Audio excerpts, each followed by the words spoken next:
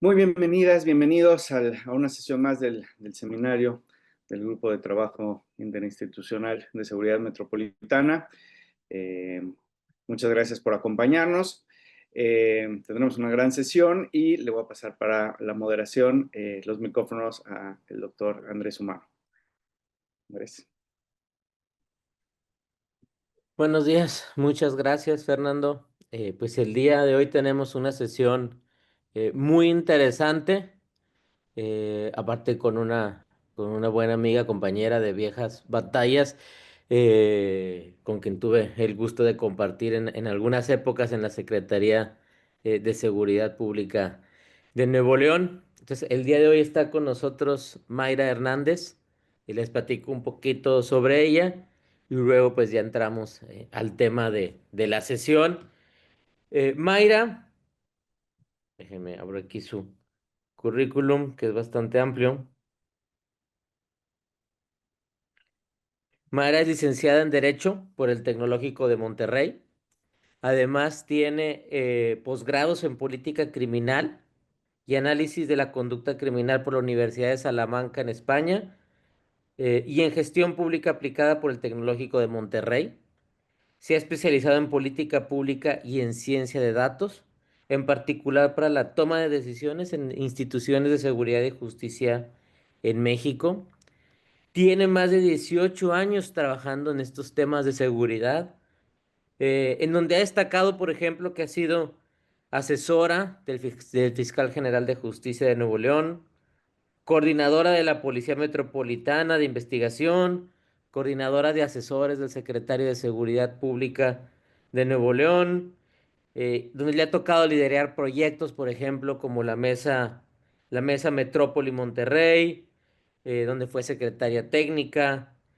También coordinó la Agenda Ciudadana de Seguridad y Justicia, y más recientemente, pues el Sistema Metropolitano de Justicia Cívica y la Policía Metropolitana de Investigación. Una, pues, de las pasiones de Mayra es precisamente la formación de funcionarios públicos y de policías en México, y es una tarea que ha venido realizando en diversas instituciones. Y bueno, actualmente Mayra está trabajando en el municipio de Monterrey. Ella está como directora general de prevención, y coordina una estrategia que soy parte de las grandes estrategias que está implementando el municipio de Nuevo León, digo, perdón, el municipio de Monterrey. Y en concreto para el tema de seguridad, esta estrategia es la estrategia Escudo. Pues todo eso es un poco de ese perfil largo y amplio que tiene Mayra, una especialista, por supuesto, en temas de seguridad, y que, como mencionaba, por ejemplo, ha sido una gran impulsora de temas como, por ejemplo, la Policía Metropolitana de Investigación. Entonces, pues muchas gracias, Mayra, por estar con nosotros hoy. Y sin más, pues vamos a darle a la presentación. Te cedemos los micrófonos y te escuchamos. Muchísimas gracias, pues muy buenos días. Bueno, y algo adicional que muy pocas personas saben, yo soy de Jalisco, yo nací en Jalisco, entonces es un gusto que me invite el Colegio de Jalisco para poder aportar un poquito a mi tierra. Tengo 20 años viviendo en Monterrey, entonces, pero es un gusto poder estar por aquí. Y justo vengo a platicarles el día de hoy, sobre todo en el marco del seminario permanente del Grupo de Trabajo Interinstitucional de Seguridad Metropolitana del Colegio de Jalisco. Vengo a platicarles de un concepto y sobre todo de una técnica de investigación que muy poco se ha trabajado en México, y digo, aprovechando también la discusión que tuvo ayer la Cámara de Diputados con la aprobación de la Ley Nacional del Sistema de Inteligencia. Pues un poquito es ir trabajando como en estos componentes que le llamamos para fortalecer las capacidades de investigación criminal y sobre todo el tema de la prevención del delito. A mí particularmente me gustaría hacer como muy interactiva la sesión, siéntanse en confianza también. Sé que por aquí hay policías también, entonces el objetivo de esta capacitación es poder también darles a los policías estas herramientas de trabajo. Lamento que no todas las policías en México lleven a cabo la investigación de los delitos. En el caso específico de Nuevo León tenemos 6 años trabajando, hemos sido muy privilegiados a nivel país porque trabajamos en conjunto con la Fiscalía en la investigación de los delitos desde las policías municipales. Sin embargo, Creo que hay una oportunidad para el país para empezar a apostarle a este tema y creo que uno de los aprendizajes que hemos tenido tanto en la Policía Metropolitana de Investigación y en la Fiscalía de Nuevo León ha sido sobre todo fortalecer las capacidades y las habilidades de las técnicas de investigación criminal a partir de la perfilación criminal. A mí me gustaría sobre todo abordar como este método de estudio, qué es la perfilación criminal, porque luego hay como estas confusiones donde la perfilación criminal es como identificar quién es el delincuente y no necesariamente es identificar quién es el delincuente, ni tampoco es CSI y esas cuestiones. La perfilación criminal como un método de estudio tiene por objetivo principalmente proporcionar a las autoridades, llámensele fiscalías, policías y áreas de prevención, sobre todo el delito. Digo, en el caso específico de Monterrey estamos trabajando mucho este método en áreas de prevención del delito, es sobre todo poder brindar a las autoridades una evaluación psicológica del sospechoso y proporcionar estrategias y sugerencias que permitan sobre todo utilizar esta información en un proceso de investigación, así como en la toma de decisiones policiales que ayude a la prevención y al control del delito. Ahora, particularmente en este método de estudio nos referimos sobre todo a una rama que tiene que ver con la psicología criminal. Sobre todo la psicología criminal está orientada a estudiar y explicar la génesis del delito, la personalidad y las motivaciones del delincuente. Esto nos permitiría, sobre todo al sistema de seguridad y justicia, poder diseñar medidas preventivas de control, de tratamiento y de reinserción. Y creo que hay una gran oportunidad para entender el por qué han fracasado las estrategias de seguridad y justicia de nuestro país por no hacer esto. También esto nos aporta sobre todo el estudio del comportamiento humano, que es prácticamente el estudio de la conducta criminal, y nos permita sobre todo a trabajar pues técnicas aplicadas en cuanto a la intervención y la investigación policial. En esta parte, sobre todo la perfilación criminal, ¿cómo la podemos traducir? Pues hablamos de el análisis de la conducta. El análisis de la conducta criminal, sobre todo, permite delimitar las líneas de investigación o abrir otras, filtrar y priorizar sospechosos, apoyar en la toma de decisiones, asesorar o manejar las entrevistas y los informes sobre el hecho criminal.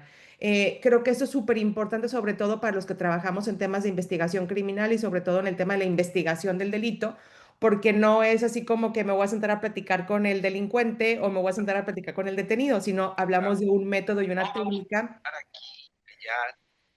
para poder tener la información de la perfilación criminal. Ahora, particularmente me gustaría poner énfasis en esto porque luego muchos estarán preguntando, ¿y cómo puedo hacer perfilación criminal si no tengo contactos con delincuentes? A ver, quiero decirles que algo bien importante, no necesariamente la perfilación criminal se hace al tener al delincuente presente.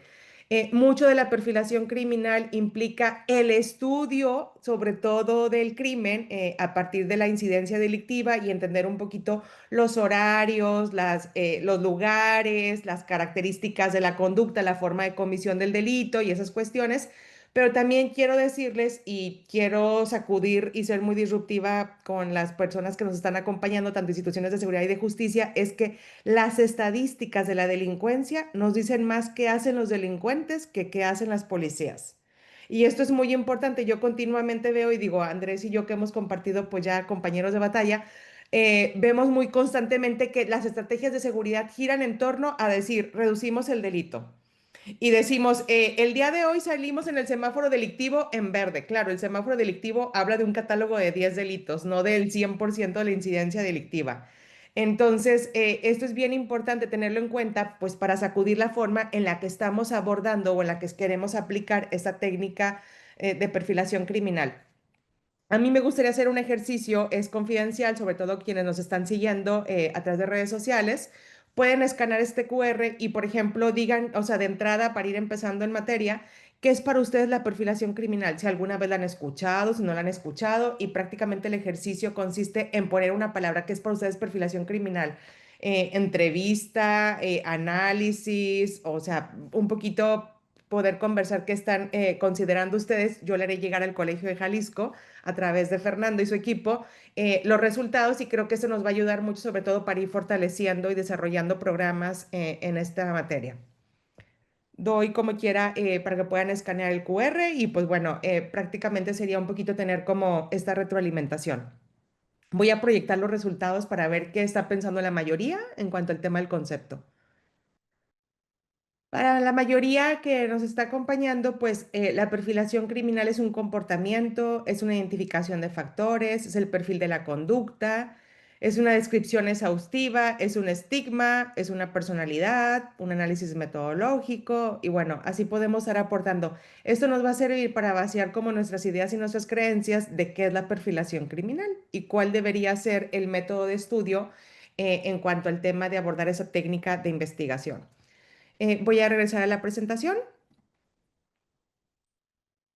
Y bueno, particularmente yo soy una obsesiva de los datos. Digo, dirán, ¿qué hace una abogada con temas de números? Bueno, pues soy abogada, me gustan los números y prácticamente es ponerles un poquito el panorama y la importancia de que a partir de esos datos podemos ya ir trabajando una primera línea de la perfilación criminal.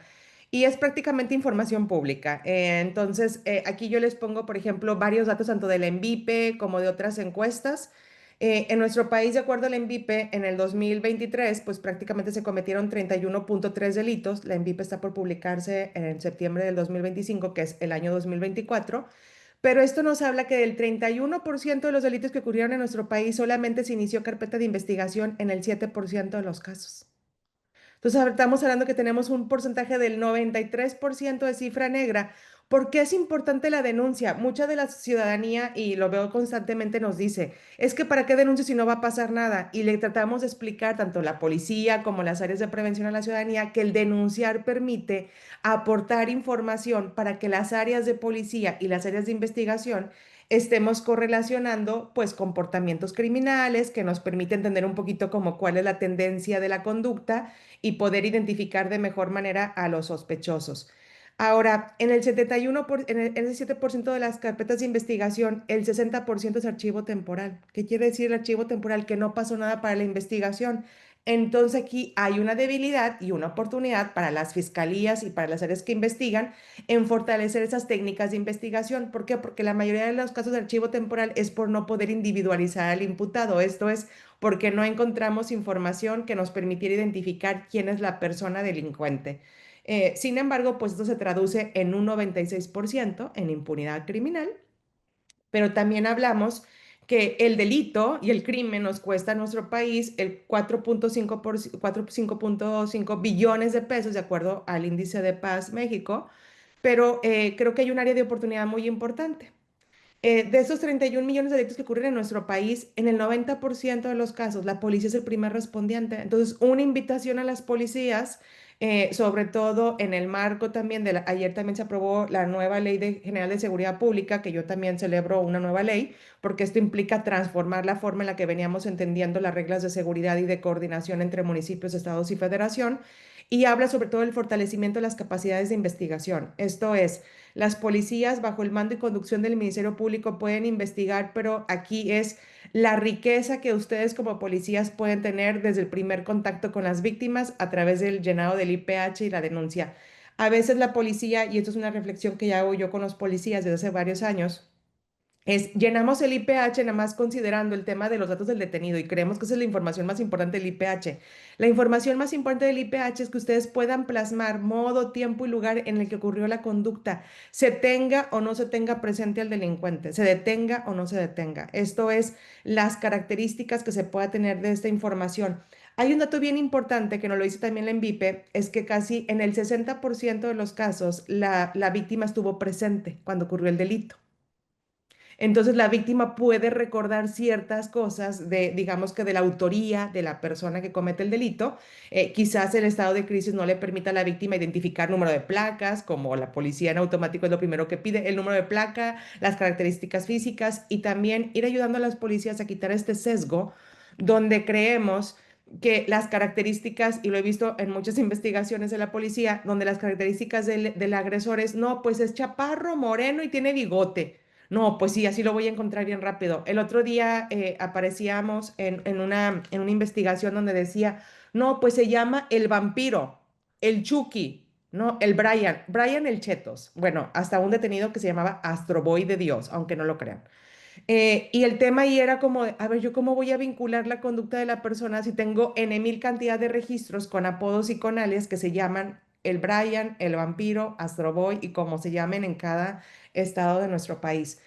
Pero esto es bien importante porque además, si no trabajamos como este proceso de análisis de la conducta, por ejemplo, quiero decirles, y además es como he tenido mis debates con comandantes de 20 años, donde les pregunto, ¿y por qué la persona comete la conducta? Y siempre me dicen, porque va a comprar droga. Y le digo, comandante, con todo respeto, ¿dónde está la estadística que me diga que la persona que la persona necesita delinquir para comprar droga? No existe una evidencia clara. Pregúntense en las corporaciones y no existe una evidencia clara de esto. Sin embargo, ¿qué nos dice la EMPOL? Y yo lamento mucho que esta encuesta el INEGI la haya dejado de hacer, porque aportaba muchísima información en cuanto a entender un poquito el tema de qué está pasando en el sistema penitenciario. A mí me tocó trabajar en el sistema penitenciario y justo entendí muchos de los comportamientos criminales que podíamos prevenir y siempre decía, tenemos una riqueza de información en las personas que están detenidas y la verdad no la estamos explotando para prevenir el delito. Entonces, ¿qué nos dice el EMPOL? Bueno, el 57% de la reincidencia delictiva es robos, no es drogas. Son los robos principalmente. Entonces, aquí hay una estructura de oportunidades para el delincuente que comete de manera continua los robos. ¿Por qué? Porque si estamos creyendo que la investigación va a terminar en una orden de aprehensión o en la prisión preventiva oficiosa, pues déjenme decirles que eso no es esclarecer, ni prevenir, ni controlar el delito. Simplemente es sancionar el delito, pero no necesariamente estamos previniendo la reincidencia. Aquí nos habla que a pesar de los esfuerzos que han hecho nuestros legisladores en seguir poniendo prisión preventiva oficiosa, el tema de robos, que sobre todo el robo a casa habitación es en automático prisión preventiva oficiosa, pues esto no ha eliminado el tema de la reincidencia delictiva en este delito. Una parte muy importante, y yo aquí quiero invitar al resto de las fiscalías y las policías del país a que trabajen en esto. En Nuevo León, desde el 2019 venimos trabajando en ese esquema de coordinación que le llamamos Policía Metropolitana de Investigación, en conjunto con la Agencia Estatal de Investigaciones de la Fiscalía. Y en total hemos investigado en lo que tienen que ver con los delitos de robo 33,000 casos. Es el principal, son de los principales delitos que investigan las policías y la Agencia Estatal de Investigaciones en Nuevo León. Pero sobre todo, este 45% de las investigaciones que traemos a cargo, pues parte de que la policía fue el primer respondiente pues, para poder investigar. Y esto permite tener mayor riqueza de información que cuando las personas denuncian ante el Ministerio Público. Es muy diferente la toma de denuncia del Ministerio Público que de una policía. Por ejemplo, un policía va a preguntar ya información que permita ir creando líneas de investigación. Un ministerio público va a preguntar más aspectos jurídicos para poder clasificar penalmente la conducta. Ahora, son unos primeros datos, yo los dejo como abiertos a la conversación, pero justo quiero poner en los otros datos que nos dicen, pues, bueno, qué está pasando con el tema de los delitos, sobre todo he hecho un análisis de algunos delitos en particular, que es donde se puede trabajar mucho la técnica de perfilación criminal. Y justo nos dice en nuestro país el archivo temporal pues constituye el 60% de las investigaciones. Sin embargo, tenemos estados como Yucatán, Hidalgo, Aguascalientes y bueno, mi Jalisco con altas tasas de archivo temporal. Y bueno, aquí sería una pregunta obligada para revisar el por qué estamos teniendo tan altas tasas de archivo temporal. Porque luego comúnmente hay un sesgo donde decimos es que la persona ya no continúa con la investigación. No, realmente no es que la persona ya no quiera continuar con la investigación, es que estamos abordando la investigación criminal bajo una técnica jurídica, no bajo una técnica de investigación criminal. Esto es, estamos queriendo empapelar la carpeta de investigación con requisitos jurídicos que nos van a pedir los jueces. También es una invitación al Poder Judicial a ir trabajando en estas metodologías, porque justo nos llenamos más como de, confírmame que Brian el Chetos vive es efectivamente en ese lugar y no nos abocamos como al estudio de la conducta. Ahora, ¿qué es importante en esto? Pues bueno, la mayor porcentaje del archivo temporal, y aquí Jalisco encabeza el primer lugar. Jalisco es el primer lugar en archivo temporal en el tema de robo a casa habitación. A nivel nacional es el 80%. Entonces, vean el área de oportunidad que hay para esto. O sea, sobre todo, imagínense cuál sería la tasa de reincidencia en Jalisco y en el resto del país en el tema del delito de robo a casa habitación, porque no hemos logrado identificar a las personas. Ahora, ¿qué pasa en los delitos de violación? También la perfilación criminal es súper valiosa en la investigación de los delitos sexuales. Por ejemplo, a nivel país, el 95% es archivo temporal. En Jalisco es el 100%. Entonces, esto quiere decir que tenemos violadores seriales en nuestras calles. Y eso sería más fácil poder identificarlos si trabajáramos un ejercicio de perfilación criminal. Ahora, el narcomenudeo, el delito favorito de las policías, por el cual se detiene y por el cual se encarcela.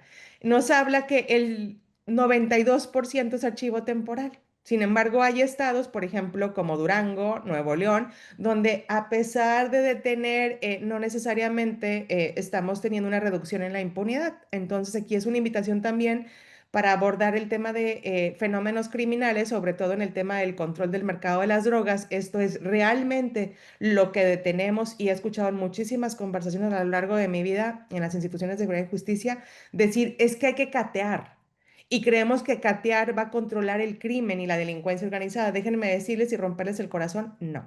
Lo que realmente va a contener al crimen organizado es sobre todo la capacidad de inteligencia que tengamos para desarticular financiera y operativamente a las células del crimen organizado. Ya nos ha puesto el ejemplo en Estados Unidos. Entonces, hay que empezar a trabajar sobre todo en esas técnicas. Y finalmente el tema de los homicidios. Bueno, Jalisco, el 100% de los homicidios son archivo temporal. Entonces, esto también nos habla de la impunidad que tenemos, sobre todo en estos casos. Y bueno, a nivel país, pues tampoco cantamos mal, ¿verdad? Entonces, el 97%. Yo les pongo esta estadística, no para darles una clase de estadística criminal y tampoco para poner el dedo en las llagas en las fiscalías y en las policías del país, pero sí para que repensemos la forma en la que venimos diseñando y evaluando las estrategias de seguridad y justicia, porque realmente pues no estamos encontrando este resultado de control y disuasión del crimen. Ahora, ¿qué es importante en la perfilación criminal? Y aquí me gustaría incorporar sobre todo esto que se ha empezado a trabajar muy poco en México también, que es esta metodología de del policiamiento basado en evidencia. ¿Para qué nos sirve el policiamiento basado en evidencia? Pues es para incorporar sobre todo este análisis de datos que nos permita y pruebas científicas que nos permita diseñar y evaluar estrategias y tácticas policiales. Sobre todo, esto es una política policial que se viene desarrollando desde hace muchísimos años en muchos lugares del mundo. En México, creo que tenemos como pocos años empezando a hablar de esto, pero no todas las policías, es más, me atrevo a decir que ninguna policía en el país trabaja esta metodología y creo que es un área de oportunidad, sobre todo porque esto va a permitir que la policía mejore su efectividad y además permita reducir el crimen a partir de implementar prácticas que estén respaldadas por investigaciones y estudios sólidos en lugar de depender de métodos tradicionales o intuiciones no verificadas. En la policía se da mucho el tema de la intuición. Es que está morenito y en automático es un delincuente. Y yo siempre le pregunto al policía, yo no soy delincuente. Y me dicen, no, usted jamás sería delincuente. ¿Por qué? Por el rasgo físico, pues quién sabe si yo pudiera ser un delincuente serial, ¿verdad? Entonces, eso es muy importante empezar a abordarlo. Una política policial basada en evidencia a través de la incorporación de una técnica ya aprobada, que es la perfilación criminal, debe ir más allá de teorías, supuestos, tradiciones y sobre todo hábitos muy arraigados en las instituciones de seguridad y justicia o ideas. Siempre tenemos muchas ideas en torno al tema de cómo identificar los sospechosos. Y esto implica un enfoque basado en la evidencia, que es el rigor que tenemos que tener, sobre todo en las policías y más en quienes llevamos procesos de investigación y de inteligencia criminal, que nos permita contrastar y comparar las hipótesis que estamos haciendo en torno al crimen o al delito con evidencia empírica. Esto es, ¿qué nos dice la experiencia y el desempeño? ¿Qué nos permitiría justamente la perfilación criminal a nuestras áreas? Pues sobre todo trabajar y en poder tener ya perfiles muy establecidos. A ver, la regla no lo dice, el 80% de los delitos se cometen, los comete el 20%. O sea, no hay que buscar el hilo negro en esto. Ahora, también una parte muy importante para las policías, y lo decía Robert Peel, que es prácticamente el fundador de los principios policiales en Reino Unido, nos habla que la efectividad de la policía no se mide por el número de arrestos, sino por la ausencia del crimen. Y aquí es una invitación a las policías a transformar la lógica en la que creemos que somos eficaces y efectivos, porque siempre hablamos de el número de detenidos que tuvo la policía. Y siempre le digo a la policía, ¿cuántos fueron borrachos y cuántos fueron delitos? Y aquí es totalmente distinta la estadística. El 99% fueron faltas administrativas, pero lo ponemos como detenidos. Y el 1% fueron delitos, claro, porque no, ya sería mucha obsesión de Mayra preguntar el control legal de la detención, ¿verdad? En cuanto a los detenidos por delitos. Entonces, aquí eso es bien importante para las policías para que no enfoquen sus esfuerzos en presumir el número de detenidos, porque luego el número de detenidos no se puede correlacionar con el descenso en las estadísticas criminales. Es más, oye, detuviste 100 personas, pero ¿por qué los homicidios siguen al alza? ¿Por qué el narcomenudeo sigue al alza? Y bueno, hay varias reglas que tienen las policías en esto. Ahora, ¿qué elementos son importantes en la perfilación criminal y particularmente más allá del estudio de la conducta? Es entender como las evidencias conductuales que deja la conducta. Y una parte muy importante en el estudio de la escena del crimen y que aquí son bien desesperados los policías es como yo me quiero ir rápido, yo quiero empapelar rápido y me quiero ir bien rápido. El estudio de la escena del crimen es la parte más importante para la perfilación criminal.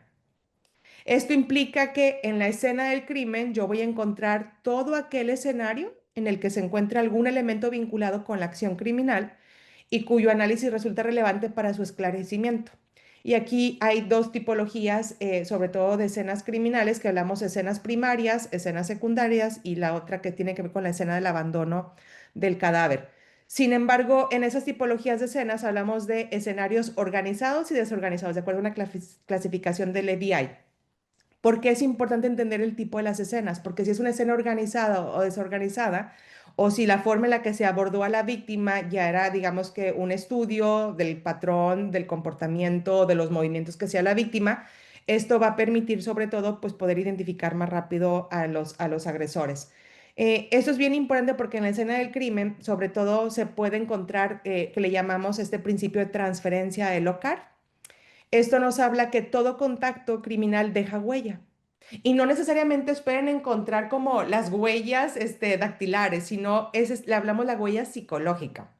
Esto es, cuando un criminal interactúa con una víctima, hay algo de él que se transfiere a la víctima o el resto del escenario, que es la escena del crimen, así como del escenario a la víctima o hacia sí mismo. Siempre va a haber un indicio en la escena del crimen, físico y conductual. Siempre va a haber. Es más, la evidencia física puede desaparecer, la evidencia conductual no desaparece. Ahora, en esto nos habla muy importante y es, por ejemplo, las evidencias conductuales no pueden ser eliminadas. Por ejemplo, uno puede alterar la escena del crimen en cuanto a llevarse la arma, en cuanto a levantar los casquillos, en cuanto a manipular, por ejemplo, el robo a casa habitación. Las víctimas constantemente pues no esperan a los servicios periciales. También hay que decirlo, hay una alta demanda de los servicios periciales y muy pocas capacidades en esto para poder recolectar evidencias. Sin embargo, también la víctima puede alterar la escena del crimen o puede contaminarse la escena del crimen por circunstancias climatológicas y por otras circunstancias externas a la escena. Sin embargo, el vestigio psicológico queda impreso en la escena del crimen. Y aquí hay un principio que se utiliza mucho en la policía de Reino Unido y que justamente México lo ha venido trabajando, sobre todo en el tema del protocolo de investigación para las policías, que ya tiene 2 años ya aprobado por el Consejo Nacional de Seguridad Pública, de la hora dorada. La hora dorada es el momento oportuno para la policía y para quienes llevan a cabo la investigación criminal, es el momento en el que se pueden recolectar todos los indicios, entrevistas e información relevante en cuanto al tema de la escena del crimen. La hora dorada no significa un tiempo específico, tengo una hora para hacer esto. No, la hora dorada significa en el momento que tengas de conocimiento el crimen, en ese momento tienes que realizar acciones inmediatas que te permita sobre todo, uno, recolectar la gran cantidad de evidencia, tanto de información, y luego te dirían, ¿y la evidencia conductual cómo la voy a recolectar si ya la persona ya no está o no voy a encontrar a la víctima o quizás la víctima perdió la vida y pues no nos va a poder dar información? Bueno, quiero decirles que las fuentes de evidencia conductual en la perfilación criminal, sobre todo, principalmente son las declaraciones de las víctimas, los testigos y los sospechosos. Esto tiene que ver sobre todo con cómo entrevistamos a estas personas. Tiene que ver también con la inspección ocular, es cómo observamos con una perspectiva de 360 en la escena del crimen. Pero cómo también entendemos, y yo comúnmente hago este ejercicio con policías en la investigación, es la escena del crimen no es el lugar en el que se comete el delito nada más. Por ejemplo, yo puedo tener una escena del crimen bajo varios tipos de escenarios. Por ejemplo, resulta que la persona que comete el delito iba con la intención de robar iba a robar a la casa habitación una pantalla para empeñarla. Esa era la motivación de la conducta de la persona. Sin embargo, el delincuente cuando llega se topa a la víctima y él ante el temor de que la víctima lo sorprende, el delincuente mata a la víctima. Sin embargo, el delincuente se lleva el cuchillo y amaga en una tienda comercial, no voy a dar el nombre, en una tienda comercial va y amaga con el cuchillo y pide dinero. ¿Cuántas escenas del crimen tengo? Múltiples escenas, donde la persona donde dejó su huella psicológica impresa. Y eso que hacemos, nos abocamos exclusivamente como, aquí la mató. Y luego, por ejemplo, en los hallazgos, por ejemplo, de homicidios, esto es el lugar del hecho, donde se encuentra el cadáver. Esa es la última escena, porque es la escena del abandono del cadáver, no es la escena primaria en la que se comete el delito. Entonces aquí esto es bien importante en la inspección ocular de poder ir entendiendo cuántos tipos de escenas existen, pues para poder ir teniendo una mejor perfilación del análisis de la conducta del delincuente. Otras documentaciones que se pueden encontrar en los escenarios, información derivada de evidencias físicas y relacionadas con el análisis conductual, informes periciales y el análisis victimológico también aportan muchísima información. En ninguna de estas está hablar directamente con el delincuente todavía. Esto va a ayudar sobre todo a casos de imputado desconocido. Esto es, yo no tengo conocido, y miren, les pongo el ejemplo más claro de fracaso en la investigación criminal en nuestro país. Y creo que cada estado tendremos nuestros casos de fracaso y de oportunidad. El tema de la mataviejitas. Todo mundo creía que la mataviejitas era un hombre, porque decían, no, un hombre no puede tener, o sea, una mujer no pudiera tener esa fuerza para estrangular a sus víctimas.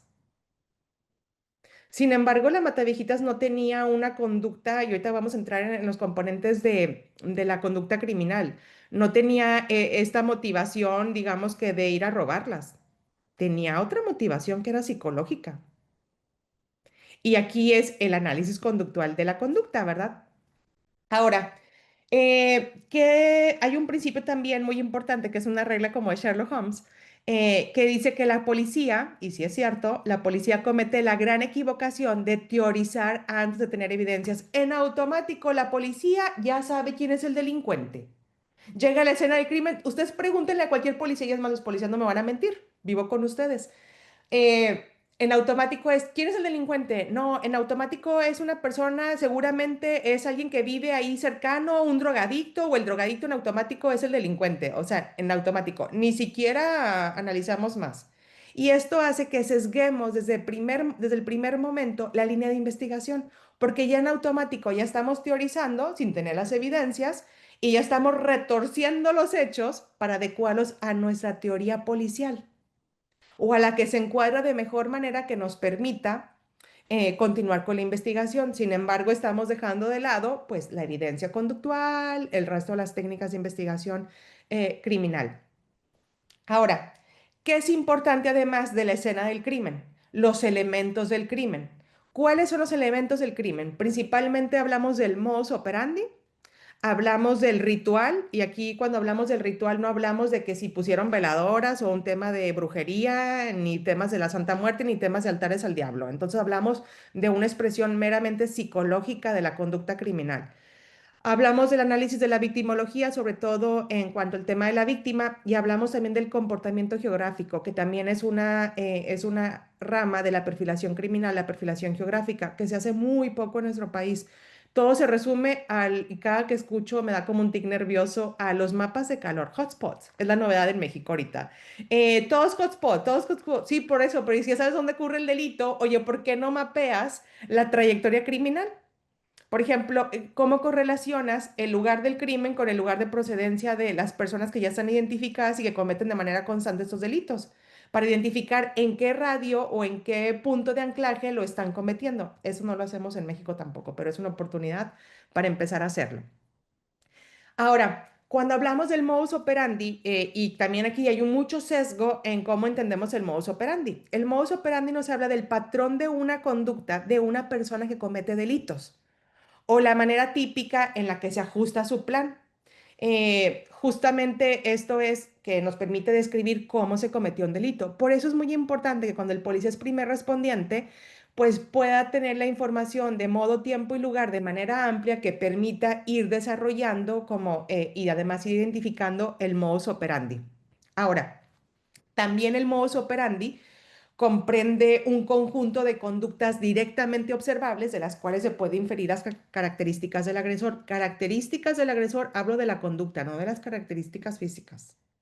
Si bien las víctimas nos pueden narrar, por ejemplo, no, pues es que era chaparro, pelón, tenía bigote, ojos azules, no, pues preséntenlo.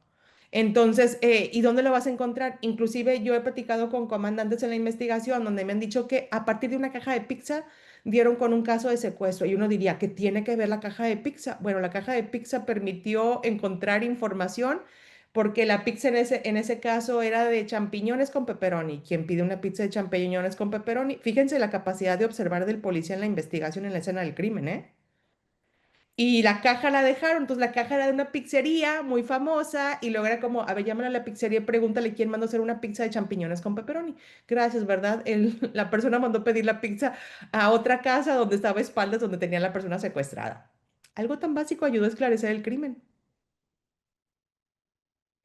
Ahora, eso también nos permite entender que las conductas de modus operandi son instrumentales y son aprendidas, pueden evolucionar o involucionar con el tiempo. Esto es, el criminal puede mejorar su técnica o la puede deteriorar. ¿Cuáles son partes bien importantes del deterioro de la conducta criminal, sobre todo en el modus operandi? El tema del consumo de drogas, el tema de salud mental del delincuente. Esto hace que siempre en el modus operandi la persona deje una evidencia conductual o deje la mayor cantidad de indicios para la investigación.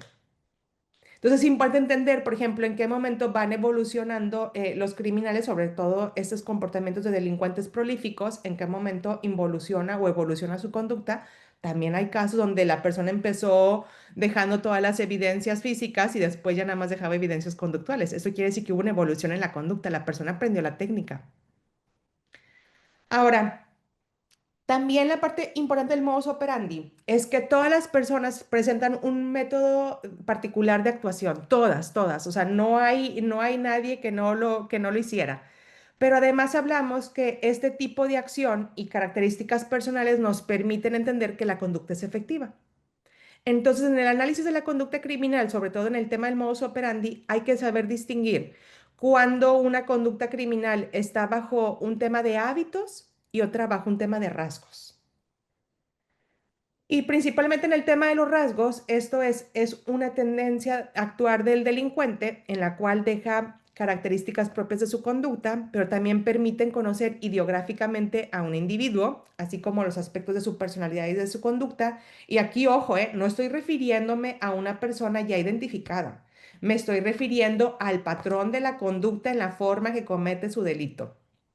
Y esto es muy importante porque cuando hablamos de los rasgos, una parte muy importante en las investigaciones y en el trabajo de la policía y de la investigación criminal es que los rasgos siempre están mal definidos.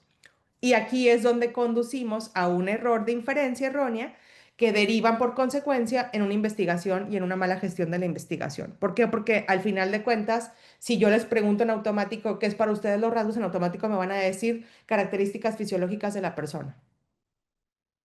Y desde ahí ya estamos sesgados en el proceso de la investigación. Los hábitos, algo muy importante en los hábitos, es que son muy observables y además son muy específicos en determinadas situaciones. Y esto implica el conjunto de respuestas que tienen las personas que no son específicas en los escenarios y dependen de la situación. Por ejemplo, el hábito que tiene una persona, por ejemplo, a robar en la vía pública, el hábito que tiene una persona a abordar a su víctima en el tema de delitos sexuales y sobre todo en el tema de patrones seriales, no es el mismo en todas las escenas del crimen porque implican un estudio de la víctima y cada víctima tiene un comportamiento distinto. Ahora, también es bien importante saber diferenciar el modus operandi del ritual, porque cuando hablamos del modus operandi, prácticamente hablamos sobre todo el tema de la conducta y la forma en la que comete la conducta la persona o el comportamiento. El ritual nos habla de todas aquellas conductas que son innecesarias para la comisión de un hecho delictivo, pero que de algún modo el agresor o la persona delincuente satisface una pulsión o una motivación determinada. Principalmente estos patrones en el tema del ritual tienen que ver y obedecen a características y necesidades psicológicas y emocionales.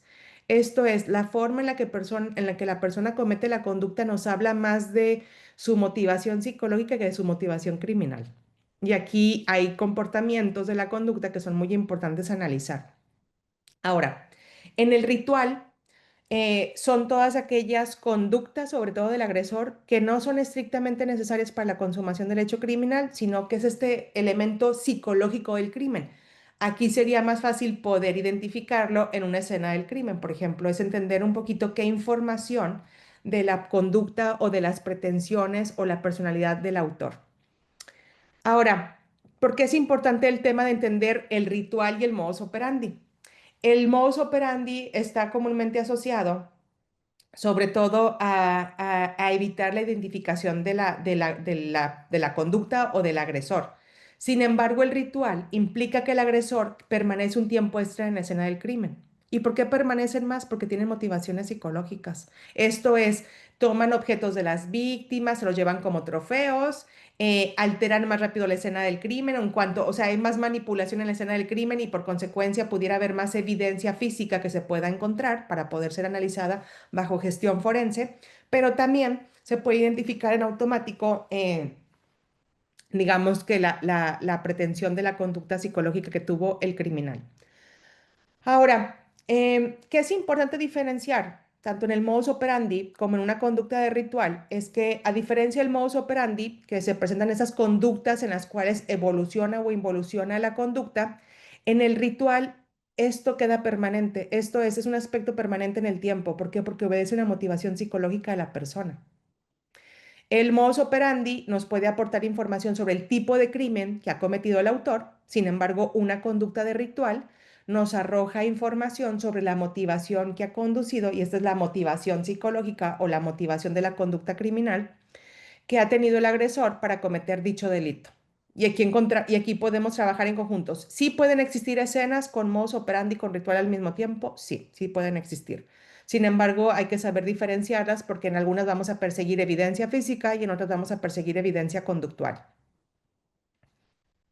En ese sentido, no todo nos lo va a aportar el delincuente, ni tampoco la escena del crimen. Por eso la importancia de que la perfilación criminal también se vincule con aspectos de la victimología que nos permita el estudio de la víctima, sus necesidades y sus derechos. Comúnmente el estudio de la víctima se reduce en decir, Mayra Hernández tiene 40 años de edad y está casada y no trabaja.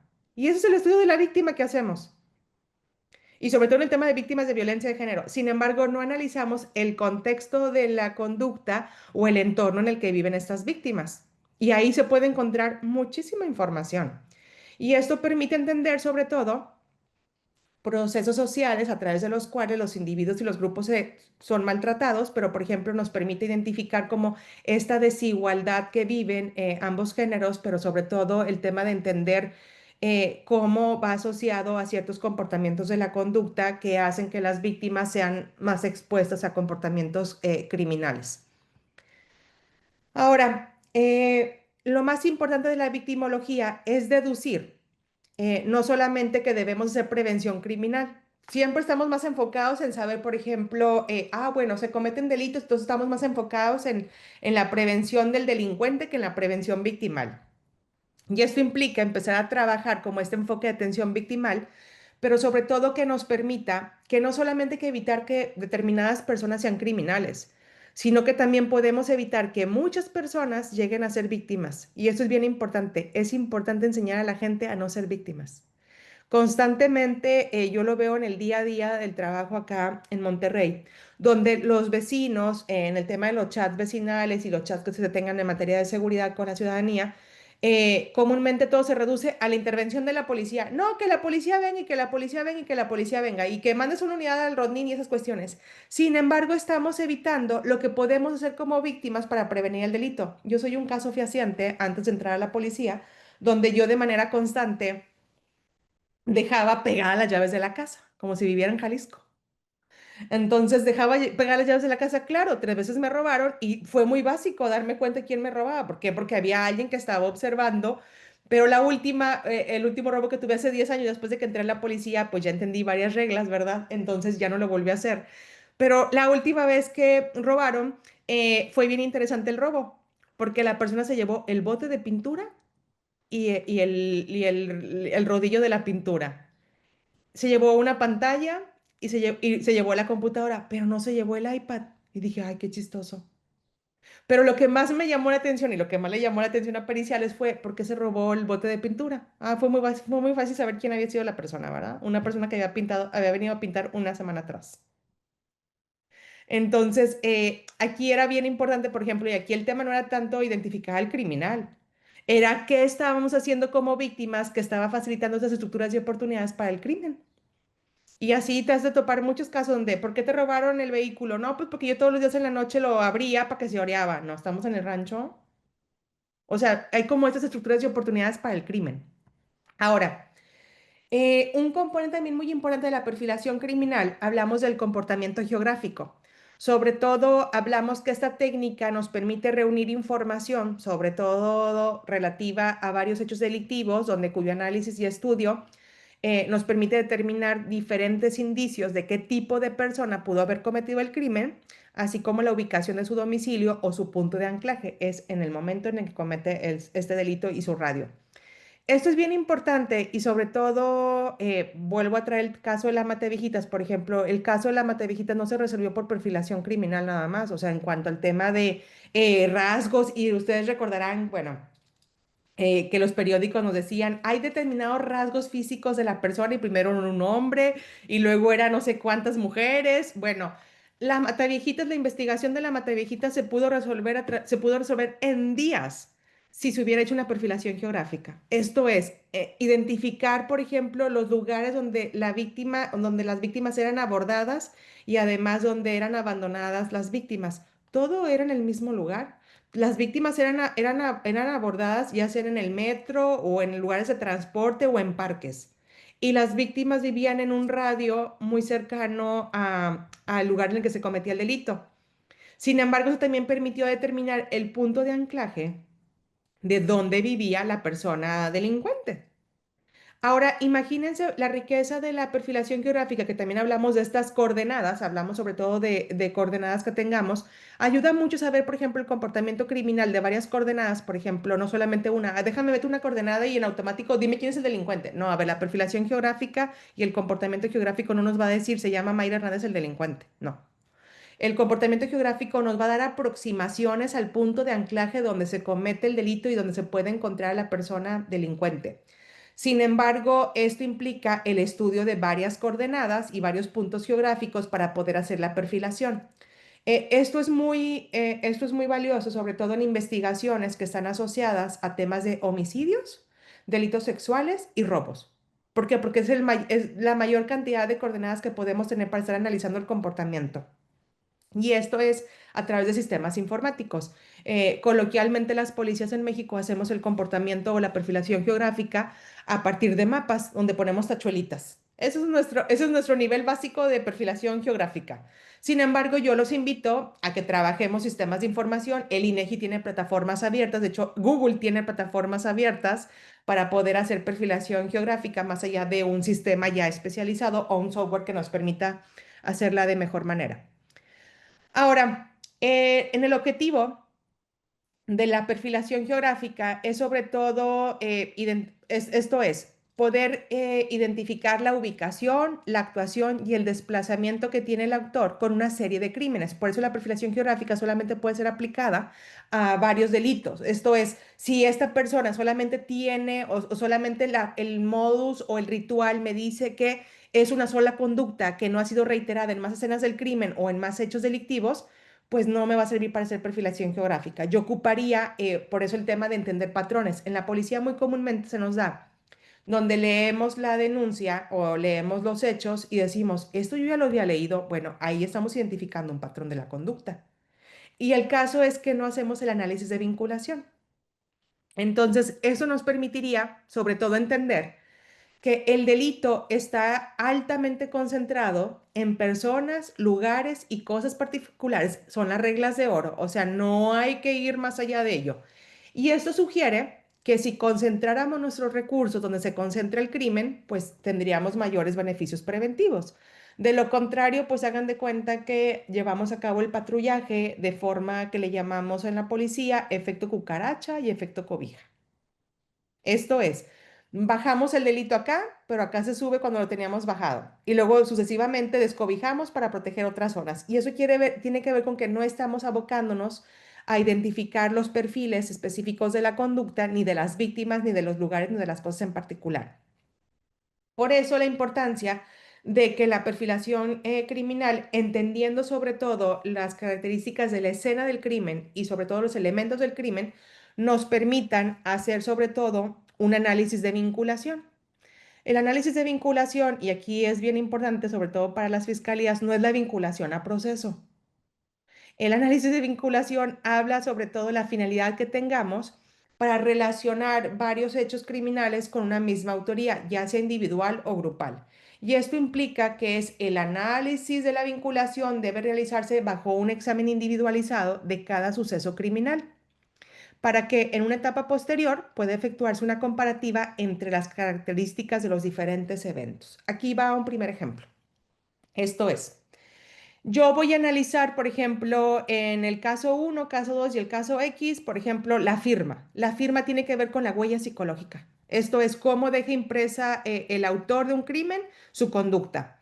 El comportamiento geográfico, lo que ya platicábamos, por ejemplo, cuáles son los principales lugares en los que se comete el delito, que tiene que ver sobre todo con el estudio de las escenas del crimen.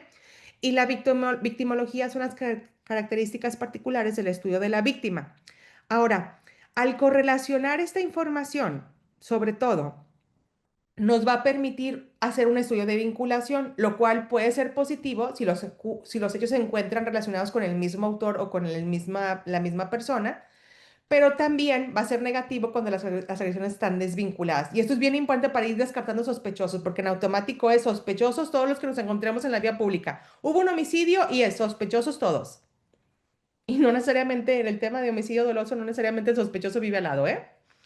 Entonces, aquí esto es bien importante, por ejemplo, que hagan ese análisis. Yo les dejo esto y yo también le compartiré la presentación al Colegio de Jalisco para que la tenga. Esto es, agarren esta ficha y, por ejemplo, si está muy básico lo que hacen muchas policías que todavía no hacen este tema, por ejemplo, la firma, insisto, es la huella psicológica del autor. Hagan un análisis, por ejemplo, de qué ha pasado en un caso. Háganlo en el tema de los robos, que es prácticamente el delito de mayor incidencia delictiva. En los robos van a encontrar comportamientos muy similares. Y esto tiene que ver justamente con que nosotros mismos estamos buscando a otras personas que no necesariamente son los delincuentes que queremos encontrar. Ahora, una parte bien importante de esto, sobre todo en el tema de la perfilación criminal, hablamos de los actos de precaución. También los actos de precaución, y justo lo veíamos en una categoría del modus operandi, implica la eliminación de las evidencias. Esto es, la persona criminal protege su identificación, esto es, trata de no dejar evidencias en la escena del crimen. También puede darse el caso de que se simula la escena del crimen y no solamente se eliminan las evidencias, sino se añaden otras evidencias para confundir a los investigadores. Esto pasa muy comúnmente, ¿eh? Por ejemplo, es suicidio, no es homicidio. Y pasa mucho en los penales también, ¿verdad? Donde no, se resbaló, se estaba bañando. Oh, es que se electrocutó, estaba cambiando el foco. Ah, ¿y qué hacía cambiando el foco? Y cada cosa que te encuentras en este mundo criminal, pero eso es bien importante porque, por ejemplo, eso se presta mucho en el tema de los feminicidios. Hay un estudio de México Evalúa que habla sobre todo de una auditoría como a las estadísticas criminales, pero sobre todo también, hay que decirlo, en la conversación con colegas a nivel país, tengo que decirlo, comúnmente hay como este sesgo en la investigación, sobre todo en víctimas que son encontradas estranguladas. No, es que la víctima se ahorcó, es que la víctima se suicidó. Sin embargo, en la observación de la escena del crimen empiezas a encontrar evidencia física y evidencia conductual que dices, no, esta persona no se suicidó. Les voy a platicar un caso bien clásico que pasa en muchas escenas del crimen en nuestro país, sobre todo en temas de homicidios. Llega un reporte de llamada al 911 donde, pues, no sé, olores fétidos en un domicilio. Ingresa la policía con orden de cateo y luego se encuentra un cadáver suspendido sobre una soga. Y en automático es, no, pues suicidio. O sea, la primera inducción, ¿por qué? ¿Por qué no dice Sherlock Holmes? Teorizar. En automático es suicidio. Y en automático ya nuestra primera línea de investigación es suicidio. Sin embargo, en la escena del crimen se observan varios indicios. Y uno diría, ¿y eso qué tiene que ver? No, pues vean la relevancia de la escena del crimen. En la escena del crimen, en el fondo, de hecho, en el fondo del patio, se encuentra un cuadro de la Santa Muerte. Y uno diría en automático, no, sospechoso. Pero no solamente es el cuadro de la Santa Muerte. Eso es lo de menos. Se encuentran más indicios en otras habitaciones que no eran la escena primaria del crimen, donde estaba el cadáver suspendido. Digamos que todo ese análisis que se hace de gestión forense y sobre todo del tema, en este caso se aplicó un tema de perfilación criminal para el análisis conductual de la evidencia, se encontró, por ejemplo, un análisis del contexto en el que vivía la persona que estaba suspendida, la persona muerta. Sin embargo, se encontró que esta persona, y luego hubo una confusión en la investigación, porque esta persona vivía bajo un contexto de violencia de género. Y en automático dirían uno, no, pues ya no es, a lo mejor sí fue suicidio porque a lo mejor tenía problemas mentales. Y esto va a pasar muchas veces, por ejemplo, va a generar mucha confusión. Sin embargo, la escena, o sea, digamos que por las características de la escena y el estudio de la escena determinó que no era un suicidio, era un homicidio, porque se encontró más evidencia. Pero de entrada aquí les pongo este ejercicio para darnos cuenta que ya traíamos de entrada ya nuestra línea de investigación de un suicidio. Pasa en otro caso, si yo les pongo una fotografía, y aquí es, imaginémonos la fotografía para que Facebook no nos borre la conversación, imaginémonos la fotografía donde comúnmente en los periódicos en la sección roja aparecen.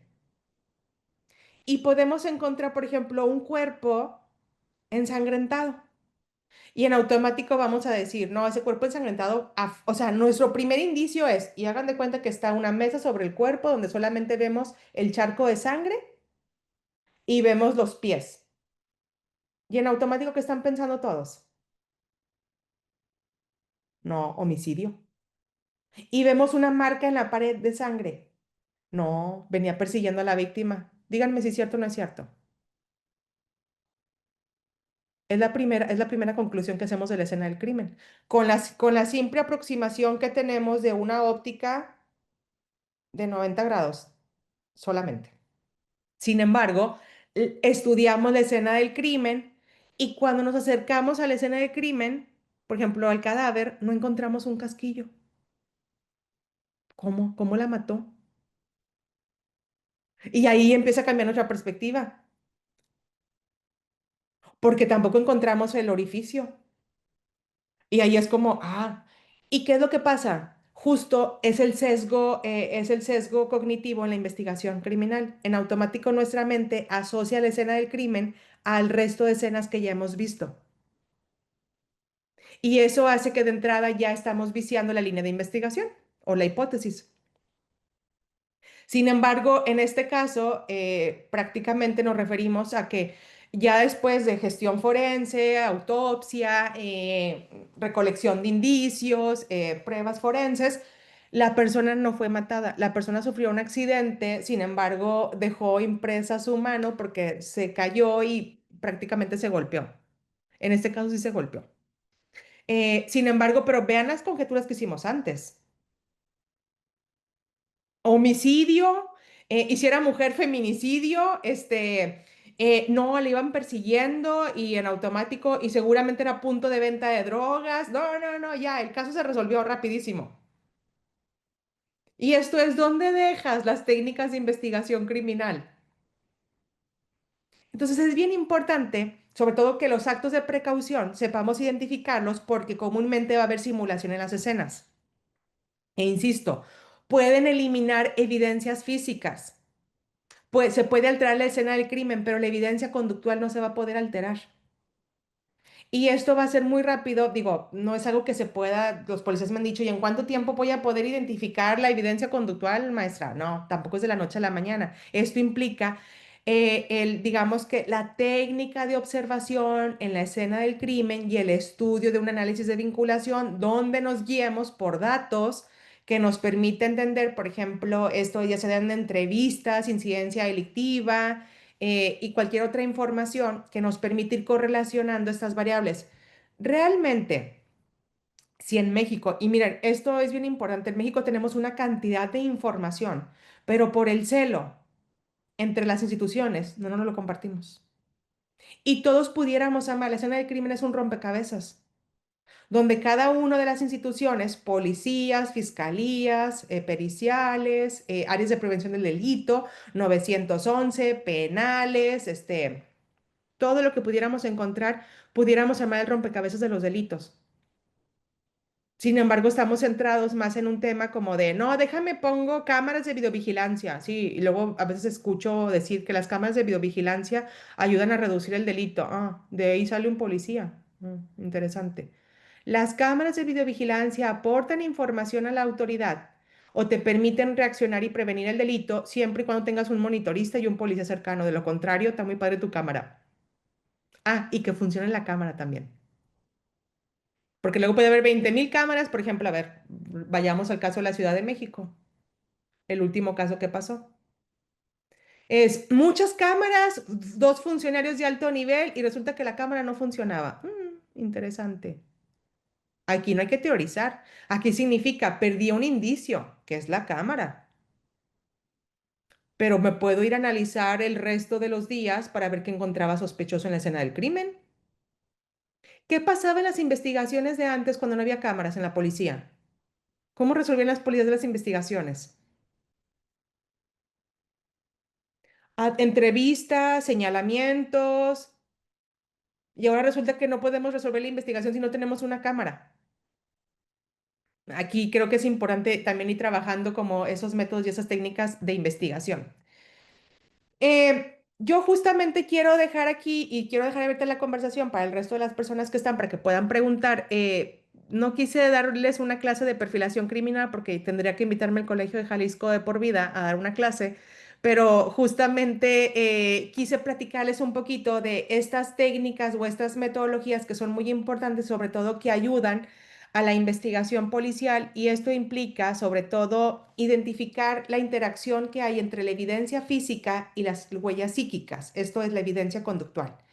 En la manera en la que despertemos nuestra curiosidad como autoridades, tanto de seguridad y de justicia, en la forma en la que estamos abordando, ya sea para una investigación criminal o ya sea para la prevención del delito, créanme que vamos a encontrar el camino y la ruta para poder diseñar mejores estrategias de seguridad. De lo contrario, vamos a seguir equivocándonos y dándonos contra la pared porque vamos a seguir sesgados en el que si bajamos el índice delictivo, ya estamos controlando el crimen.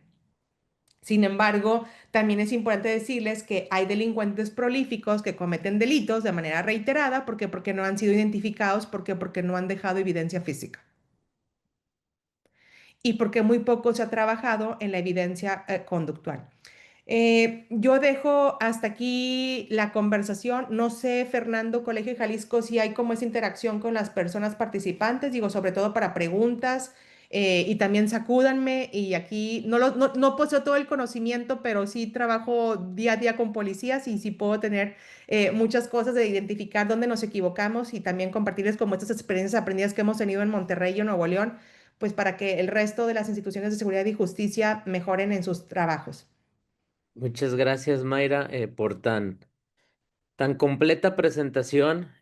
Siempre es muy rico escuchar a Mayra o platicar con Mayra sobre estos temas, por esa combinación, pues precisamente del conocimiento teórico, ¿no? De estos temas, pero con, pues, la experiencia práctica y esa cercanía, ¿no? Particularmente, pues, con el trabajo diario de las y los policías, ¿no? Entonces se enriquece mucho el conocimiento teórico con ese conocimiento y esa experiencia práctica de la vida diaria.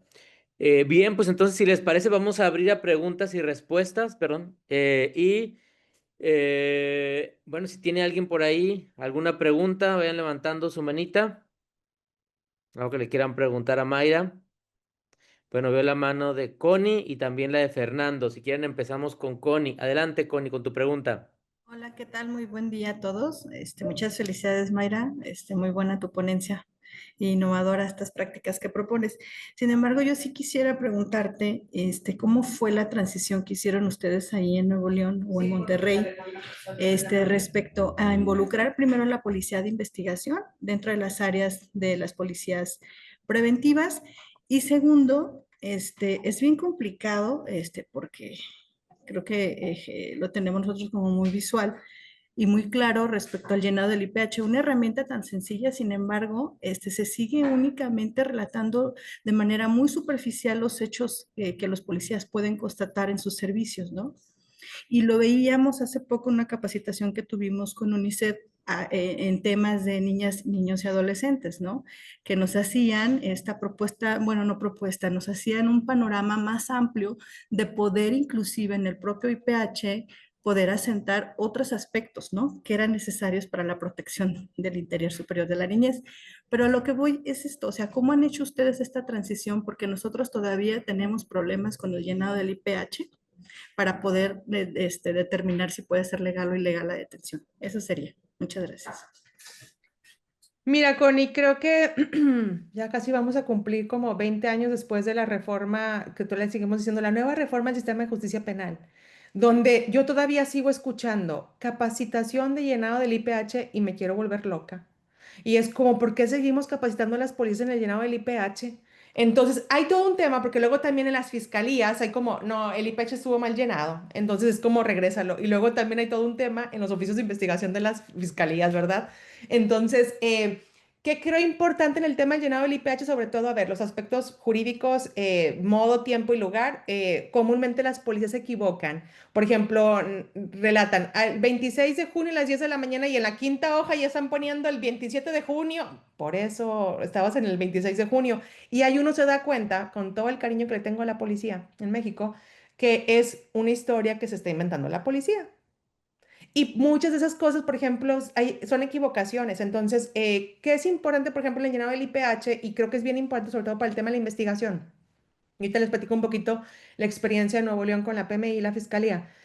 Sobre todo, a ver, modo, tiempo y lugar. No le echen cremas a los tacos.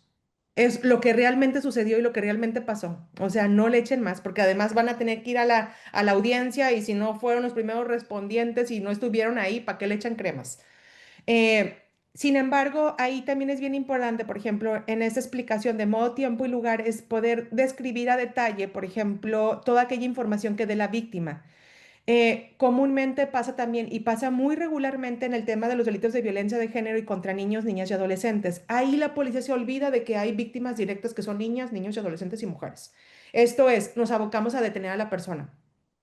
Entonces dejamos mucha información, por ejemplo, la edad de la víctima, la edad de los niños, las víctimas indirectas en el caso de violencia de género, que son niños y niñas, y toda esa información. Dónde contactar a la víctima, o sea, no se encuentra esa información. Para mí el IPH, y esto es bien importante, a ver, está la sección de la detención, para el caso de que sea la detención, insisto, no en todos los casos podemos detener, porque no está la persona ya. Sin embargo, está la sección de entrevista. Ahí se puede aportar muchísima información. O sea, ahí la policía puede entregar muchísima información que permita, sobre todo, si ya investigan, poder identificar hipótesis y líneas de investigación y a las fiscalías en su caso poder identificarlas también.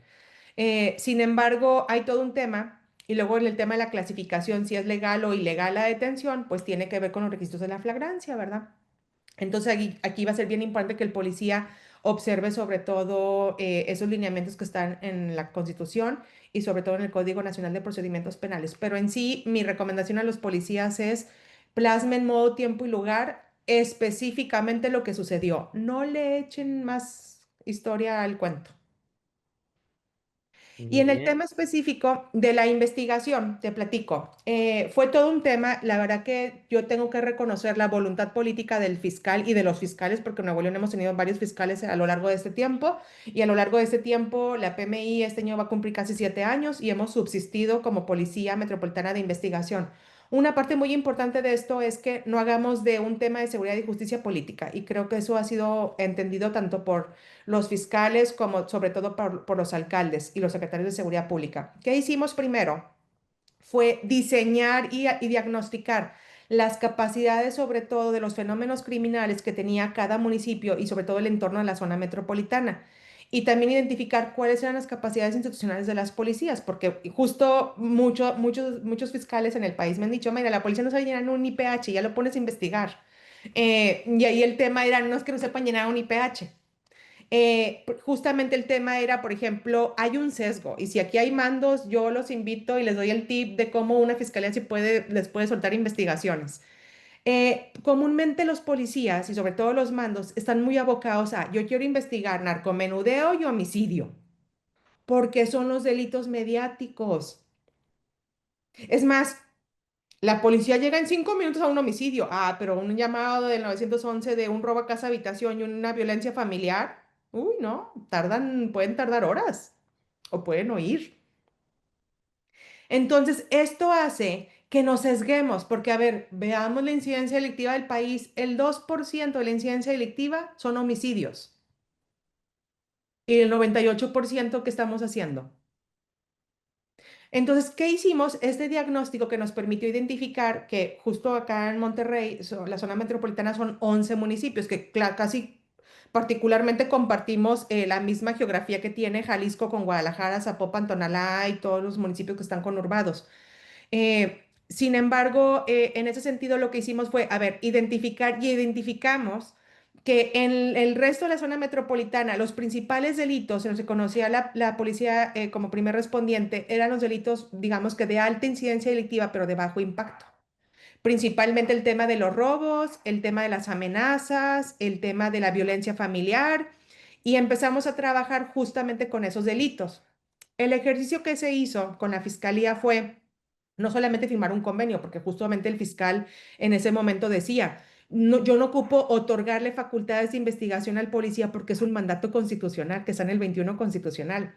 El convenio era fijar las reglas de coordinación y de comunicación que iba a tener la fiscalía con las policías y las policías con la fiscalía. Y justamente estas reglas de comunicación y de coordinación era establecer sobre todo que si el policía tenía de conocimiento un hecho criminal, estaba obligado a levantar la denuncia, que era el IPH. Hasta el día de hoy, quiero decirles, por ejemplo, el 37% que ya les comentaba son denuncias que recibe, por ejemplo, las policías municipales en la zona metropolitana bajo ese esquema de PMI. Sin embargo, tengo que decírselos que no es el mismo porcentaje. Por ejemplo, cuando analizamos los delitos de violencia de género, es más bajo el porcentaje. Sin embargo, por ejemplo, cuando analizamos robo a negocio, es 70% la policía recibe la denuncia. Pero cuando analizamos violencia familiar es 20%. Ah, pero cuando analizo violación y tentativa de feminicidio es de los 90%, claro, porque la policía le da más miedo. No recibí la denuncia.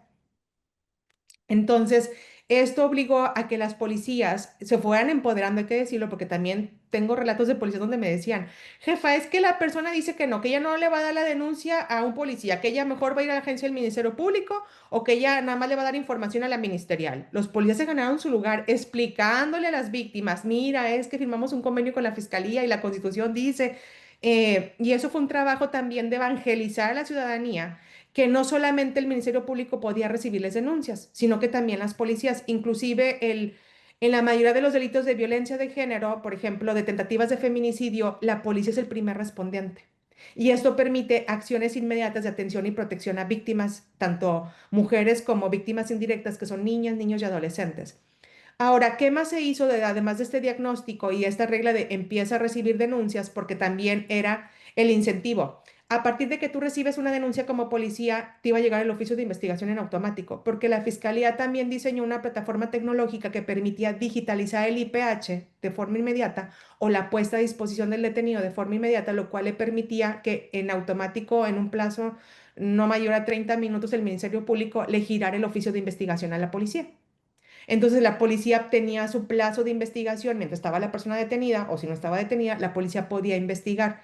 La mayoría de las policías de PMI en Nuevo León contestan la investigación en un plazo no mayor a 3 días. Entonces, esto permite que la fiscalía fortalezca sus capacidades de investigación. ¿Por qué? Porque se han dejado los delitos de alto impacto, que eran casi el grueso de la Agencia Estatal de Investigaciones, y se ha permitido que las capacidades de investigación criminal estén más fortalecidas para la agencia, que tienen que ver con homicidios, secuestros, extorsiones, delincuencia organizada, narcomenudeo, y le hemos dejado la capacidad, y también tengo que decírselo con mucha responsabilidad, las policías locales no tienen la capacidad operativa para enfrentar fenómenos criminales como homicidios y narcomenudeo. Y su capacidad, y además hay un área de oportunidad que lo hemos visto y no lo digo yo, lo dice la ENSO. En la medida en la que el policía, por ejemplo, llegaba como primer respondiente y recibía denuncias y llevaba a cabo la investigación, tenía la comunicación con la víctima en cuanto al avance de la investigación. Esto es, el policía no solamente recolectaba la denuncia o hacía el acto de investigación, sino mantenía la comunicación con la víctima en cuanto al seguimiento de su denuncia. Esto permitió transformar algo muy importante, que era la percepción de seguridad, sobre todo de cómo veía y también la legitimidad de la policía en una parte muy importante. Si bien la policía no alcanzaba a llegar digamos que prevenir todos los delitos, la policía sí podía llegar a ser primer respondiente y podía investigar y esclarecer el delito. Esto nos ha permitido identificar ciertos comportamientos criminales de delincuentes prolíficos, por ejemplo, de robo a casa. Estuvimos trabajando el año pasado con Fiscalía en el tema de robo a casa habitación. Y esto permite identificar que hay un mismo comportamiento en la forma en la que se aborda a la víctima, la forma en la que se ingresa al domicilio, y esto ha permitido que pues podamos identificar a personas que no estaban individualizadas, pero es a partir de que empezamos a trabajar la técnica de perfilación criminal. ¿Qué se hizo posteriormente? La Fiscalía capacitó a las policías en técnicas y habilidades de investigación criminal, y esto fue una capacitación de 600 horas. Al día de hoy tenemos 10 generaciones de policías de investigación, donde también hemos capacitado a policías de otros estados del país y municipios del país, como de, a ver, no somos celosos, el fiscal ha sido muy accesible en cuanto, oye, hay que compartir las experiencias que tenemos, lo hemos hecho. Pero una parte muy importante del éxito de esta coordinación con la Fiscalía y las policías de la investigación es que hay evaluaciones de rigor. Esto es, se evalúa el 50% de la eficacia del acto de investigación a partir de indicadores para la policía en cuanto al tema de la individualización, la calidad del acto de investigación, la recolección de los indicios, y el 50% del resto de la investigación se evalúa las capacidades de toma de decisiones político-criminales del Ministerio Público. Entonces es un éxito compartido donde la policía retroalimenta el trabajo del Ministerio Público y el Ministerio Público retroalimenta el trabajo de la policía. Pero insisto, tiene que haber un despojo de egos de las fiscalías y de los mandos para poder trabajar en conjunto, y muchísima voluntad política, porque si me preguntan cuánto les costó la Policía de Investigación en Nuevo León, 0 pesos. Nos costó voluntad política, y nos ha costado voluntad política trabajar en conjunto, pero justamente es pensando en un diagnóstico de fenómeno criminal digamos que del lugar donde vamos a intervenir, en las capacidades que tengan las policías institucionales, en el tema de crear esos mecanismos de coordinación y de comunicación, y además dejar muy reglas las claras y evaluar. Esto es un rigor, evaluar, evaluar, evaluar, y además hay que decirlo también, policías que se van fuera de la regla, pues están en el penal. Entonces, aquí también hay auditorías y controles de asuntos internos para malas actuaciones en la investigación criminal. Muchas gracias, Mayra, por tan completa respuesta. Creo que nos queda tiempo para una pregunta más, Fernando, ¿es correcto? ¿Ya no nos queda tiempo? 3 preguntas, me voy a las 10:40, entonces Perfecto. podemos aprovechar. Muy bien, entonces si quedan 3 preguntas, la siguiente vámonos entonces con Fernando y después nos vamos con Daniel. Adelante. Bueno, muchísimas gracias. Mayra, muchísimas gracias. Ha sido espectacular la presentación. Yo tengo dos dudas. Bueno, ya has resuelto varias en el camino. Pero una es, todos los ministerios públicos dicen tenemos miles de carpetas de investigación, entonces no podemos hacer el trabajo, no tenemos capacidad. Entonces, ¿cómo lidiaron con eso? O sea, llegan a una fiscalía, me imagino que tienen muchísimas carpetas de investigación, y entonces, ¿cómo lidias con esa respuesta? Si es que nosotros no podemos, pero tampoco confiamos en los policías, que se les da todas las posibilidades para que investiguen, pero ante esta situación. Y la otra es, como que de repente siento que los oficiales, o bueno, conozco que los oficiales piensan que todo debe de ir en el IPH. O sea, todo es un indicio. Y por lo que nos dices también, hay una parte como que no es judicializable. O sea, hay mucho de la información no va a ser judicializable. no va a ser utilizar la carpeta de investigación, y es lo que que nos puede dar mayor valor a las investigaciones para después hacer toda la investigación. Entonces, ¿cómo hicieron también esa lógica con los oficiales, con los mandos, con la misma fiscalía, en hacer entender eso, de que no todo está en la carpeta? Muchas gracias. Mira, algo bien importante y también mi reconocimiento al fiscal y a los fiscales en Nuevo León es que hemos trabajado en conjunto con la Fiscalía de Nuevo León, las policías, tanto la PMI como la AI, hemos trabajado en el codiseño de la política de persecución penal.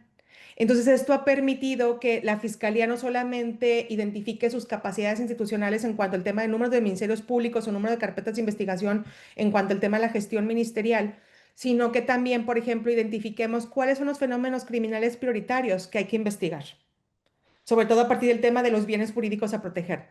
Y esto implica también entender, y estamos siendo muy disruptivos también acá en Nuevo León, donde estamos trabajando en conjunto con la Fiscalía, una derivación de casos que te lo permite el mismo Código Nacional de Procedimientos Penales a sistemas municipales de justicia cívica. Injurias, amenazas, calumnias, que suelen ser también muchas carpetas de investigación, donde realmente el conflicto es cotidiano, es comunitario, no es penal.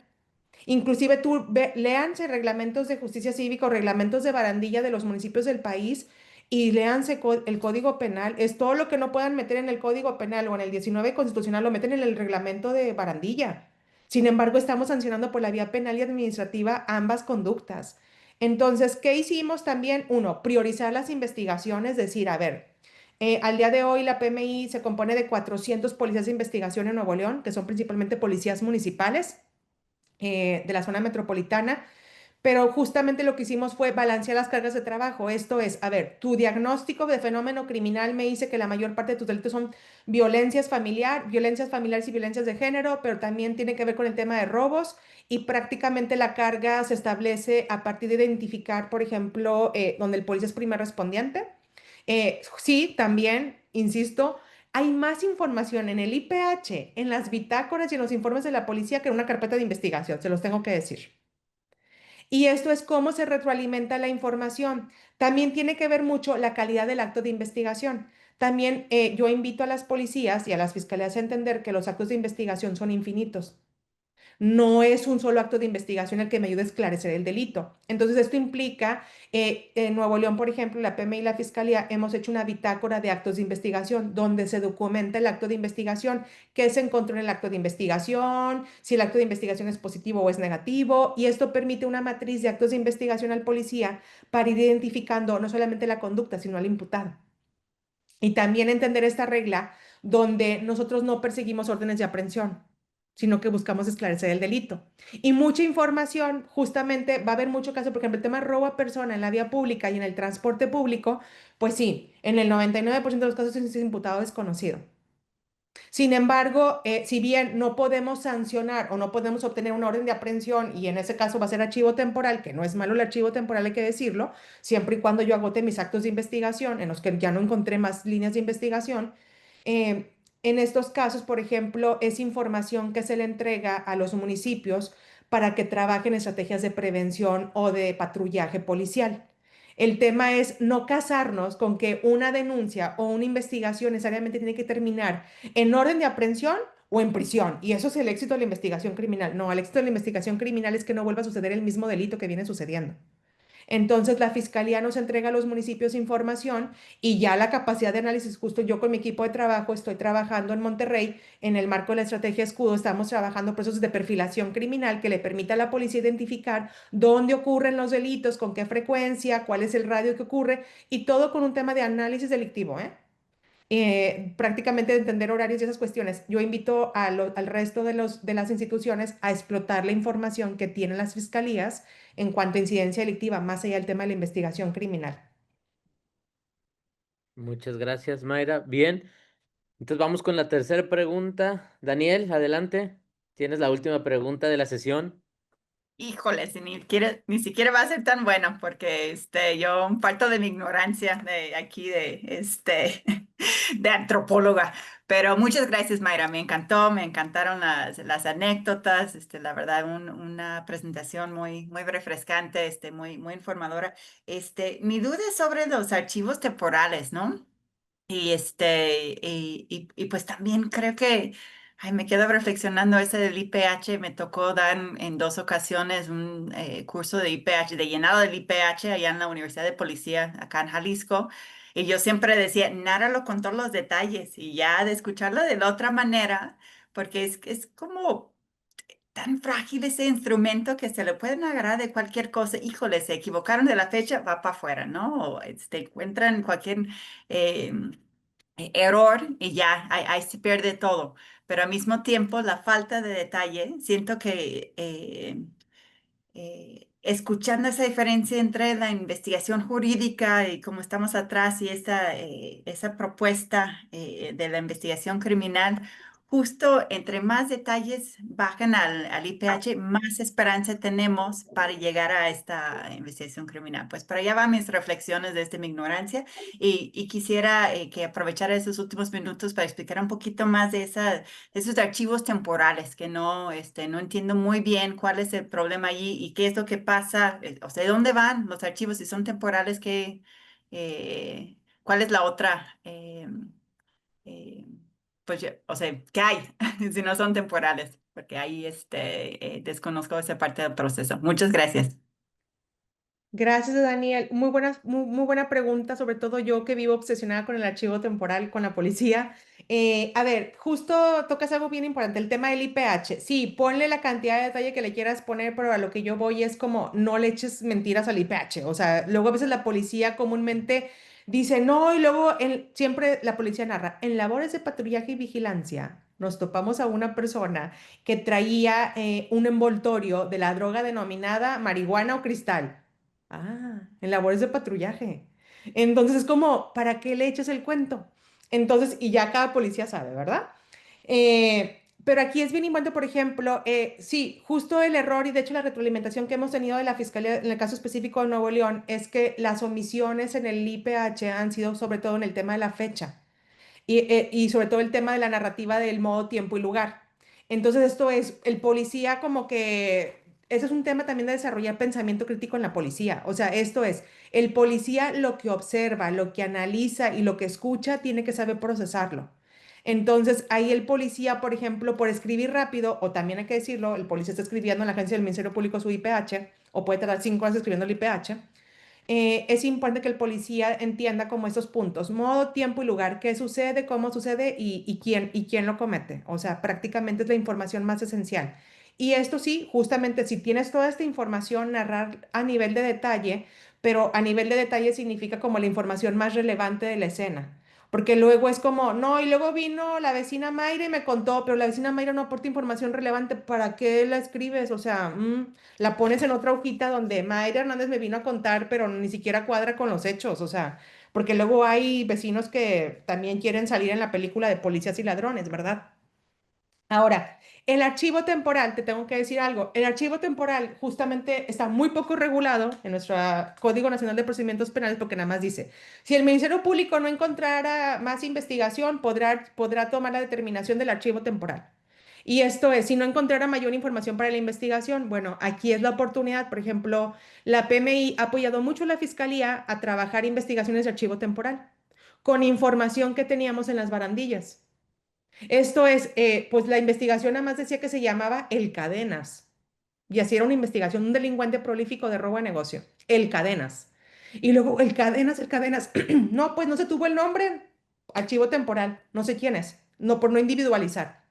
Sin embargo, cuando empezamos a trabajar esos casos de archivo temporal, las policías tienen muchas capacidades de análisis. Empezaron a encontrar, por ejemplo, en la barandilla, el Cadenas fue una persona que tuvimos, verídico, el Cadenas era una persona con 7 cadenas que aparecía en el registro de la barandilla por falta administrativa. Y ahí se puede individualizar. Bueno, ya supimos que se llama Juan Bryan. Y luego Juan Bryan dice que cometió esa conducta. Bueno, ahora hay que fijar la responsabilidad de Juan Bryan, si cometió o no los hechos. Y esto te permite ir trabajando la investigación. Ahora, ¿qué pasa cuando ya no hay más información? Digamos que la policía ya agotó todo lo que pudo haber agotado o justamente ese tema donde no encontramos indicios, porque luego la policía se frustra. No, pues la cámara no funcionaba, no encontramos nada. A ver, yo hago una invitación a las policías a empezar a trabajar esas técnicas de perfilación criminal a partir de encontrar la evidencia conductual. O sea, vayamos recolectando entrevistas a testigos, a víctimas, hagamos la observación de la escena del crimen, no necesariamente vamos a encontrar sangre, veamos por dónde ingresó, cómo abordó a la víctima y esas circunstancias. Pero también tengo que decírselos que en la Fiscalía, justo con ese trabajo que estamos haciendo, la política de persecución penal en conjunto con los municipios y las policías, estamos trabajando en el fortalecimiento de capacidades de análisis criminal. Esto es, si el Ministerio Público y la policía no encontraran elementos para investigar, se toma la determinación del archivo temporal. Sin embargo, esto implica que se va a un estudio de patrones. No se queda durmiendo el sueño de los justos como en el resto de las fiscalías, la carpeta, sino que se empieza a trabajar el análisis criminal y justamente trabajamos técnicas de perfilación criminal que permitan poder brindar elementos básicos de la conducta criminal o de la escena del crimen o de la identidad del delincuente para volver a regresárselo a la policía y al Ministerio Público para la investigación. Entonces aquí tiene que ver con la voluntad de las fiscalías y con el tema de fortalecer sus procesos de técnicas de investigación criminal y sobre todo de políticas de persecución penal. Muchas gracias, Mayra. Hay también, a ver si alcanzamos una última pregunta en el chat, donde nos preguntan, es de Connie, ¿cuál es el porcentaje de denuncias obtenidas por la Policía de Investigación en relación a las denuncias recibidas en Fiscalía? No sé si tengas el dato. Sí, aquí Connie, justo en el 2024, tanto la PMI como la AI presentaron casi el 50% de denuncias, o sea, fueron denuncias que recibieron directamente para sus investigaciones. Y te estoy hablando de casi 30,000 casos de investigación, donde la policía fue el primer respondiente, tanto ministerial como agente de investigación de los municipios. Hay algo bien importante que les decía hace ratito, por ejemplo, es mayor el porcentaje en ciertos delitos que en otros delitos. Por ejemplo, tiene que ver mucho también porque seduce más al policía el tema del robo que el tema del resto de los delitos. Entonces aquí creo que en la Fiscalía de Nuevo León y en conjunto con las policías llevamos como estas métricas para saber qué porcentaje de denuncias en qué delitos y también llevamos auditorías donde podemos saber que el policía le requirió a la víctima que fuera a presentar la denuncia, porque las víctimas también lo dicen, los policías luego me dicen, ¿y cómo se dio cuenta, jefa? Ah, porque la víctima me dijo que no le quise recibir la denuncia. Entonces, aquí también eso es un tema, pero es una invitación a empezar a recibir denuncias, pero ayuda mucho trabajar en conjunto con la Fiscalía como, oye, ¿en qué me estoy equivocando en el IPH? Para mejorar las puestas a disposición o la entrega de IPHs que después van a derivar en un oficio de investigación, aunque no tenga yo detenido. Muchas gracias, Mayra. Pues ha sido una sesión muy interesante, muy rica. Creo que la mayoría nos vamos muy satisfechos con todo lo platicado en la sesión. Y bueno, ya también por ahí Mayra dejó sus datos de contacto. Sé que muchos tendrán muchas otras dudas.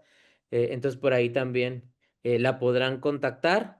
Y bueno, otra vez pues agradecer a Mayra el donar parte de su tiempo para poder platicar con todas y todos. Y bueno, pues sin más, darle a Fernando la palabra para que, por si quiere comentar algo, algunos comentarios finales o unas palabras de cierre. No, hombre, pues muchísimas gracias a todos, qué gusto verlos. Creo que es un tema muy relevante, creo que ayuda muchísimo a mejorar la situación de seguridad y que hacia allá vamos. Nos quedamos con el tema de cómo las reformas que se van a aprobar van a implicar un cambio, digamos, no sé, completo de la forma en que vamos a entender el trabajo de los policías y las fiscalías. Pero bueno, pues eso quedará para otro momento. Muchísimas gracias, Mayra, por dedicarnos el tiempo y un gusto verles a todos por acá.